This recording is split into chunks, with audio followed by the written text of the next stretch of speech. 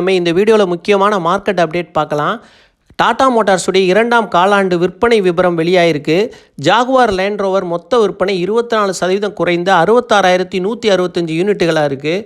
சில்லறை விற்பனை 17% குறைந்து 85,495 யூனிட்டுகளாக இருக்குது. சமீபத்தில் சைஃபர் அட்டாக்னால செப்டம்பர் மாதத்தில் விற்பனை பாதிக்கப்பட்டிருக்கு. பாரம்பரியமான ஜாகுவார் லேண்ட் ரோவர் மாடல்கள் நிறுத்த திட்டமிட்டிருக்கிறாங்க. அப்புறம் அமெரிக்காவுடைய கட்டணங்கள் அதிகரிச்சிருக்கு.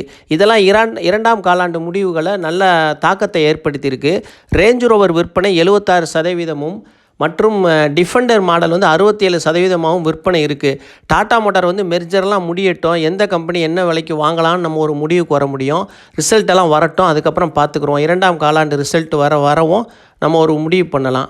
அப்புறம் டைட்டன் கம்பெனியோட 2ஆம் காலாண்டு பிஸ்னஸ் அப்டேட் கொடுத்துருக்குறாங்க, பார்க்கலாம். டொமஸ்டிக் சேல்ஸ் 18% அதிகரிச்சிருக்கு. இன்டர்நேஷ்னல் சேல்ஸு 86% அதிகமாகிருக்கு. ஜுவல்லரி பிஸ்னஸ் 19%, வாட்ச் பிஸ்னஸ் 12% அதிகமாகிருக்கு. ஐ கேரில் 9% குரோ ஆகிருக்கு.